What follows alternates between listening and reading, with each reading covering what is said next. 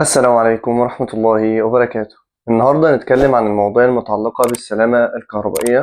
في السلسلة دي هنبدأ مع بعض رحلة جديدة في مجال السلامة الكهربائية، وهنقسم الموضوع على 3 حلقات مهمة جدا لأي حد بيشتغل أو بيتعامل مع الكهرباء. عشان كده لازم نعرف إزاي نحمي نفسنا ونحمي اللي حوالينا.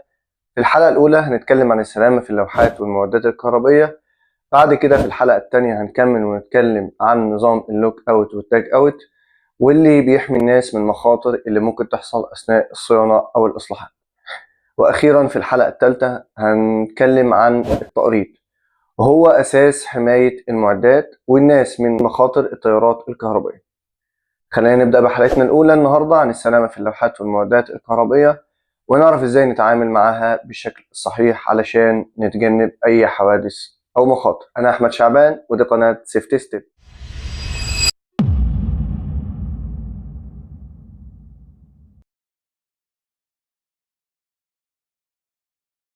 أولاً، أهمية السلامة الكهربائية في اللوحات الكهربائية. السلامة في التعامل مع اللوحات الكهربائية من أهم الأمور اللي لازم ناخد بالنا منها في أي موقع عمل. لازم يكون عندك الوعي الكافي والمعرفة التامة بكيفية فحص اللوحات والتعامل معها بأمان عشان تحافظ على العاملين وعلى المعدات. أول حاجة، الفحص المبدئي للوحة الكهربائية. مكان اللوحة الكهربائية، لازم دايما تتأكد إن اللوحة في مكان جاف وبعيد عن الرطوبة، لأن المية ممكن تسبب ماس كهربائي أو تلف في المعدات. كمان اللوحة ما ينفعش تكون معرضة للشمس المباشرة من غير حماية، لأن الحرارة العالية ممكن تأثر على أداء اللوحة وتسبب مشاكل في المكونات الداخلية. فحص حالة اللوحة من الخارج. تأكد إن الباب مقفول بإحكام ومفيش أي أجزاء مكشوفة أو مكسورة. افحص الجسم اللوحة وشوف إذا كان في صدى أو تآكل، وده بيكون مؤشر إن في مشكلة في الصيانة أو في الموقع. لازم تكون اللوحة عليها بطاقة بيانات واضحة زي اسم اللوحة ورقم المسؤول عن الصيانة علشان تسهل أي مراجعات مستقبلية. الأسلاك والتوصيلات. فحص الأسلاك. كل الأسلاك جوه اللوحة لازم تكون محمية بعازل ومفيش أي سلك مكشوف، لأن ده خطر ممكن يؤدي لصدمات كهربائية أو حرائق. لو لقيت أي توصيلات مرتخية أو أسلاك مهياش متثبتة كويس لازم تبلغ على طول عشان تتصلح. حماية الأسلاك اللي بره اللوحة، لازم تكون داخل قنوات عازلة لحمايتها من التعرض لأي ضرر أو احتكاك. القواطع الكهربائية. وظيفة القطع الكهربي دوره إنه بيحمي الدايرة من الأحمال الزايدة أو قصر الدايرة. لو التيار الكهربائي زاد عن الحد المسموح القاطع بيفصل الدايرة أوتوماتيك عشان يمنع السخونة الزايدة اللي ممكن تسبب حرائق أو تلف في الأجهزة. أنواع القواطع: MCB ده بيستخدم في الأحمال الخفيفة في الدوائر الصغيرة، والMCCB ده بيستخدم في الأحمال الكبيرة وبتحمي الدوائر الكبيرة. RCD ده بيفصل الدايرة لو حصل تسريب كهربائي وبيحمي من الصعق الكهربائي. 4. اللوك اوت والتاج اوت. اللوك اوت والتاج اوت هو عبارة عن منع التشغيل المفاجئ. واحد من أهم أسباب الحوادث في المواقع الكهربائية هو تشغيل الدايرة بشكل مفاجئ أثناء الصيانة. نظام اللوك اوت والتاج اوت بيضمن ان مفيش حد يقدر يشغل الدايرة قبل الانتهاء من الصيانة. النظام ده بيحمي العاملين، بيضمن ان الصيانة بتتم بأمان تام بدون اي مخاطر من اعادة التشغيل المفاجئ للدايرة. التاج اوت واللوك اوت هيكون في الفيديو القادم من ضمن السلسلة الخاصة بالسلامة في الكهرباء. 7. مواصفات اللوحة الكهربائية المثالية.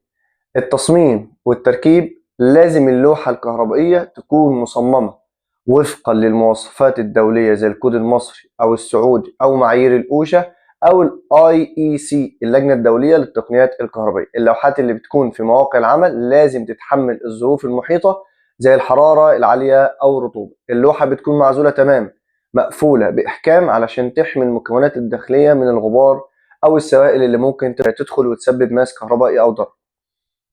يفضل إن الأسلاك الداخلية تكون مرتبة منظمة جوه قنوات مخصصة لده بحيث ما يبقاش فيه أسلاك مكشوفة أو معقدة. اللوحات الخارجية، في حالة إن اللوحات الكهربائية موجودة في أماكن مفتوحة لازم تكون محمية من الشمس والمية. استخدام لوحات مقاومة للعوامل الجوية بيضمن إن اللوحة ما تأثرش بالعوامل الخارجية. 8. التقريض. لازم كل لوحة كهربائية بتكون مزودة بنظام تقريض قوي علشان يحمي من أي تسريب كهربائي ويقلل من مخاطر الصدمات الكهربائية. التقريض بيتأكد إن أي تيار زائد بيتوجه للأرض وما يسيبش أي أذى للعاملين أو تلف في الأجهزة، وده هيكون في الفيديو بعد القادم إن شاء الله من ضمن السلسلة الخاصة بسلامة الكهرباء بالتفصيل. 9. فحص القواطع. تحديد نوع القاطع. لازم تعرف نوع القاطع اللي بتتعامل معاه.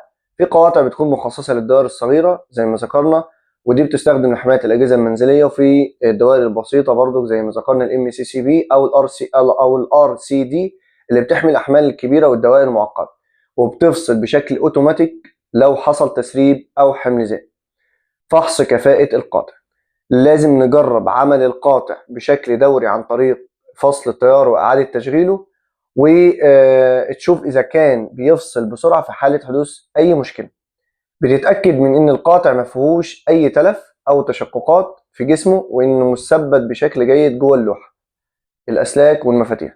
فحص التوصيلات. أي توصيلة غير سليمة أو سلك مكشوف ممكن يتسبب في مس كهربائي خطير جدا. لازم تتابع الأسلاك وتتأكد إنها مرتبة ومحكمة جوه قنوات معزولة.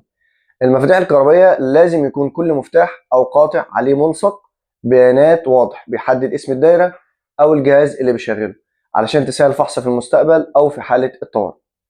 إجراءات الصيانة الدورية. الفحص الدوري للوحة لازم يشمل كل مكونات اللوحة زي الأسلاك، القواطع، التوصيلات، الباب الخارجي. تأكد من إن كل حاجة شغالة بكفاءة ومفيش أي تسريب كهرباء. أي تآكل أو صدى في اللوحة أو القواطع لازم بيتم التعامل معاه فورا عشان تتجنب أي أعطال أو مخاطر. اختبار القواطع. يفضل إنك تعمل اختبار دوري للقواطع عن طريق محاكاة العطل للتأكد من إن القاطع بيفصل عند زيادة الحمل أو حدوث ماس كهربائي. نصيحة أخيرة للمهندسين والعاملين. سلامة اللوحات الكهربائية مش مجرد إجراء، دي حياة ناس شغالة في موقع. اتأكد دايما من اتباع كل القواعد والإجراءات، وخصوصا نظام اللوك أوت والتاج أوت اللي بيضمن إن الشغل بيتم بأمان. حافظ على الصيانة الدورية وفحص اللوحات، وما تستهونش بأي تفصيلة صغيرة. اختبار معدات الوقاية الشخصية زي القفازات العازلة، زي الخوذة، زي النظارات، بيوفر حماية إضافية وبيقلل من المخاطر. وأخيرا اتأكد إنك دايما بتطور معرفتك بالمعايير والقوانين الدولية عشان تضمن أفضل مستويات السلامة في موقعك. كده بنكون غطينا كل الجوانب المتعلقة بالسلامة في اللوحات الكهربائية، من الفحص الأولي للوحة لفحص القواطع والأسلاك وإجراءات الأمان زي اللوك أوت والتاج أوت. دايما اسأل نفسك: هل فصلت الكهرباء؟ هل أنا اتبعت كل الإجراءات الوقائية؟ لو إجابتك نعم يبقى أنت في أمان، ولو لأ يبقى الوقت اللي هتوفره ممكن يكون على حساب حياتك وحياة زمايلك. سلامتك مسؤوليتنا. تابعونا على قناة سيفت السب علشان تعرفوا أكتر عن كل جديد في مجال السلامة المهنية. سلام عليكم.